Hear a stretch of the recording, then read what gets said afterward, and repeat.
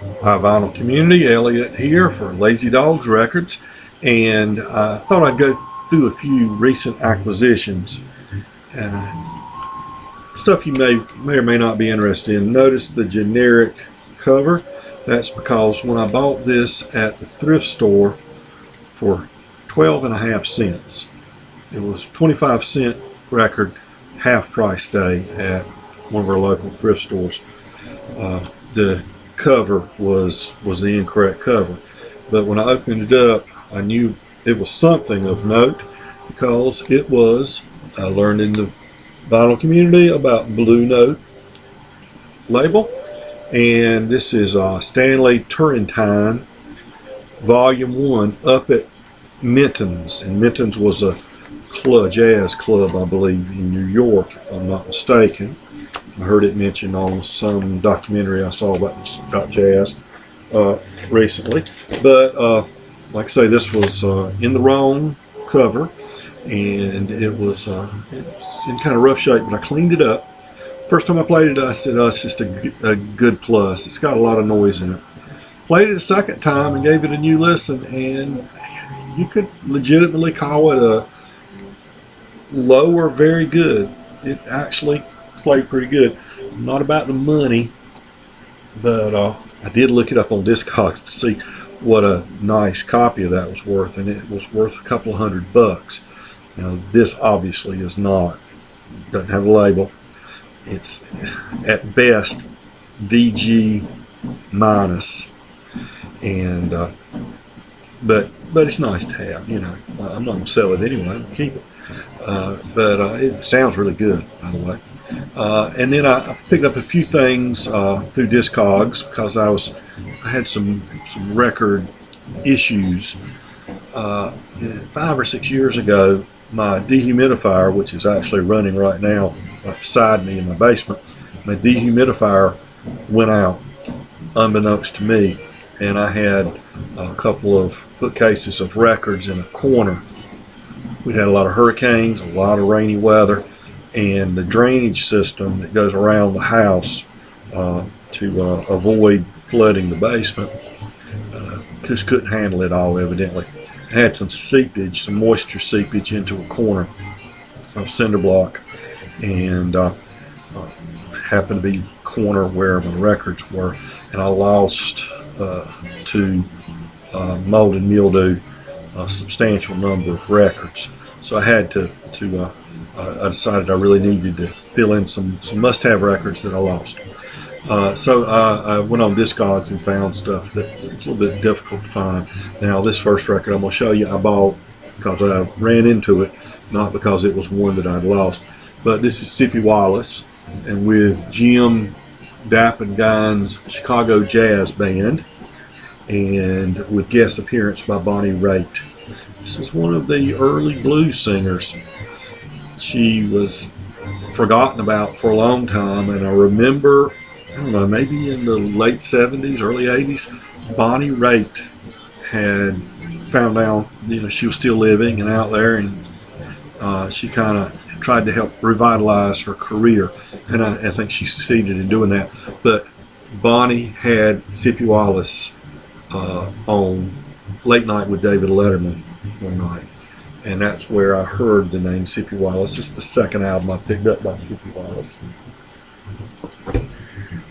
Piano player, we talked a lot on the VC, been talking about piano players, so it's got me thinking. And Otis Spann, this is one of those archive of folk music albums. I love these. They have so many great artists they put on there.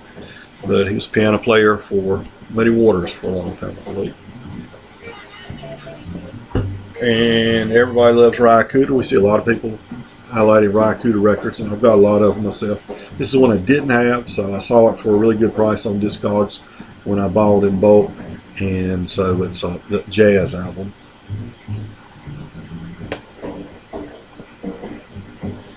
And again, this is a latter day Blue Note record. Since I'd already picked up a couple of things by him, this is Stanley Turrentine, Straight Ahead. This is from the mid to early 80s, like 84, I believe, something like this, on Blue Note. And it's got George Benson, Ron Carter, Les McCain, and Jimmy Smith. I know Jimmy Smith's organist. Les McCain, I see his name a lot. I can't remember what he plays.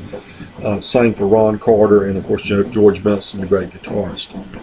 But that's on, and if people like to do this, so I'll do it on Blue Note.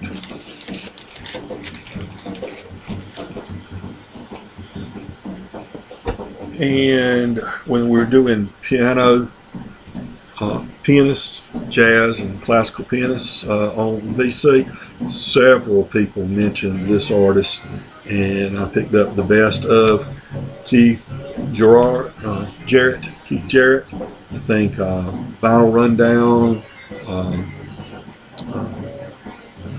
Survey, and Serve, and let's see, a couple of other people. Maybe Mazzy mentioned him. Several people in the VC community mentioned that guy. Okay. And so I picked up and I listened to it. A couple of them sounded real kind of middle of the road type stuff, but this is, but most of it was very good. And Art Tatum, pianist, early jazz pianist, solo masterpieces. This is called, and this is on Pablo. Oh, what's played in the background there is another Blue Note I picked up for $1 at a record shop. The Evan Jones Trio, I believe it is. Sounds pretty good. $1 record. It's got a little bit of surface noise, but it's still very playable. And I got this for a really good price. Miles Davis Facets, I guess. And it's got John Coltrane on it, and some other names, of course, I recognize. Wayne Shorter. Let's see, just names, you know, a lot of these names don't jump out at me. He's got one that Gil Evans arranged. Let's see. Coltrane's on both sides. Bill Evans is on the piano on side 2 of this one. And what I was really getting at when I went online to get some records is I'm working on doing a little something about a little feature about some early country artists, and this is the Blue Sky Boys. I won't go into any detail right now, but it's on County Records. They did a lot of reissues, put together a lot of stuff, and Blue Sky Boys are a very important duo that I'll talk about on another video later on. And here was the main thing.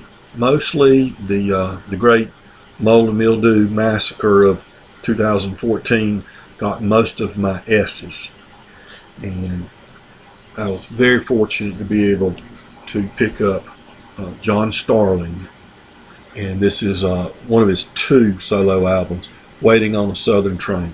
John Starling, a great artist.